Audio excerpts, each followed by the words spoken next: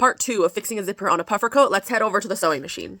I'm also going to switch my needle to a size 70/10 Microtex needle because a small size Microtex needle will go through this fabric a little bit easier. And don't forget to switch over to a zipper foot. I'm going to start with the easier side, which is the side that literally just needs to have this top stitched on. Now, the bottom part of a separating zipper needs to be lined up. This is what is most important. Unfortunately, my zipper foot is not double-sided, so I can't feed it in this way, so I'm just going to flip this so I can feed it in this way. I'm going to make sure this bottom part is lined up and stick it underneath my presser foot. And I'm going to do my first few back stitches. You have to be very careful with these because there's a thick plastic at the beginning and you don't want to accidentally break your needle. From there,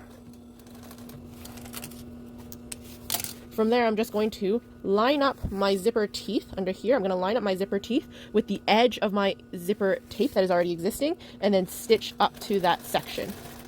My zipper foot should make sure I don't accidentally sew too far onto the zipper teeth. So as long as I keep my zipper teeth lined up with where they need to be, my stitching line should also end up wherever it needs to be.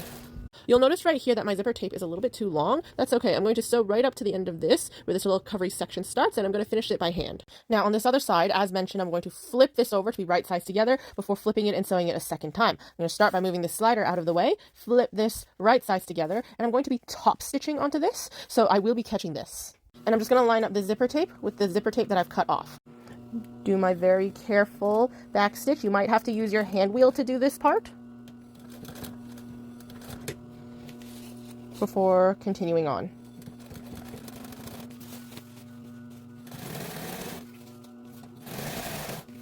At some point, you're probably going to have to move that zipper slider out of your way.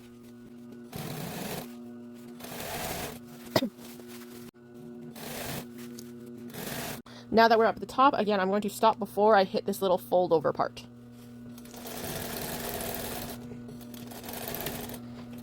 And then from there, I'm going to fold the zipper over and stitch it down again. Back at the beginning, fold it over, make sure it's nice and flat, and stitch it again.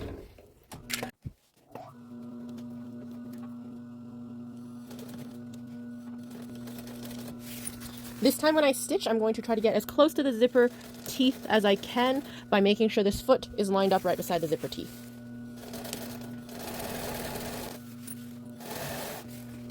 And one more time, at some point, needle down, press your foot up, and slide your zipper slider out of the way.